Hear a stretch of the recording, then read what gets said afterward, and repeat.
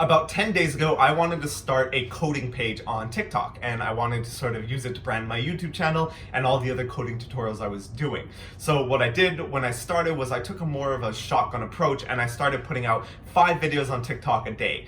These videos weren't really content filled in the sense that it provided a lot of value. They were more sort of just really easy to make, sort of designed to get a cheap laugh out of anyone that knows about coding on the platform. And I learned a couple of things while doing it. The first biggest thing I learned about was how the TikTok algorithm actually worked. When you first create your account, it shows the first 2 to 5 videos to a set amount of people. And that set amount of people is going to be higher than the amount your videos will normally get if you have no followers. And depending on how much engagement you get, and how many people like it, and how many people, I think the biggest factor is how many times a person watches the TikTok will sort of set the page authority for your account and determine moving forward how many people TikTok is going to show your video to every time you release a new video. And then after those first 5 videos is where the algorithm, I think where most people are with in terms of the algorithm, which is when you create a new video, it shows it to a certain amount of people, and then depending on the engagement on that certain amount of people, it'll determine whether or not to push you to the next step. So my videos, every time I upload a new video, it'll always show it to around 35 people. And depending on the engagement I get from those 35 people, it'll decide whether or not to show it to another 100 people. And then at the 135 viewer mark, depending on the engagement it's got so far, it'll determine whether it wants to send me to the 500 viewer mark. And then the farthest I've ever gotten was just past that 500 viewer mark, and one of my videos actually got to the 1500 viewer mark. And then that's where it died out. So you really have to construct your videos in a way where if you have no core following like me, it's really important to make videos, especially when you first start your account, that are optimized for getting as much viewers as possible in the beginning, because that'll sort of set the tone. Maybe instead of showing your video to 30 viewers, it'll show it to 100 viewers every time you submit a new video.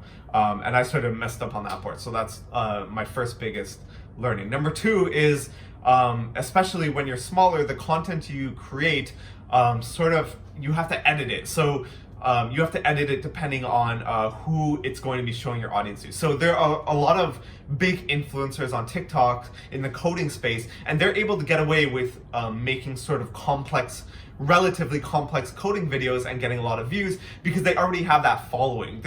The people that follow their page are already people that are very up to date with coding, and they'll be able to get really esoteric or niche references about, for example, the semantics of JavaScript. Whereas if you're just starting, it's going to show your videos depending on your hashtags, but even with the hashtags, to a general population that may have looked at, for example, the hashtag coding hashtag. And a lot of these people on TikTok are younger, and they're children that maybe don't really understand very complex topics. So when you're first starting out, it's really important to make things that a lot of people, even if, for example, they're just starting in the coding niche, can identify with. And I'm just sort of learning that, and I'm starting to sort of pivot my content from more of a, really esoteric sense of humor type of thing to maybe providing value for like people that are in high school that are thinking about going into coding.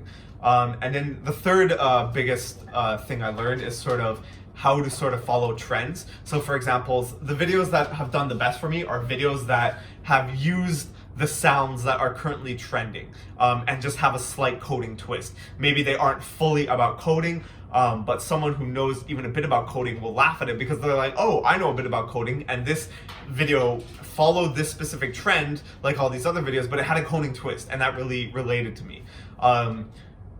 And that's something really big that I also learned. And just to add on, a fourth thing is, another big thing I learned was, I think quality is a lot better than quantity. So I found the videos that had the highest production value did a lot better than like low production, like shotgun approach content. So instead of making 5 videos, I've gone to making just 1 video a day. And what I do is I put a lot of work into that 1 video and I put it out there. And I'm sort of also trying to experiment with the times of posting. So I noticed some videos when I post them, they'll only get 30 views, but if I then delete that post and repost it 3 hours later, it'll go up to 150 views because the timing of it's better. Let's say if I post something at 12 p.m., a lot of the TikTok audience would be, for example, at school. But if I post it at like 7 p.m., a lot of them are sort of at home, sitting on their phone, looking at TikToks.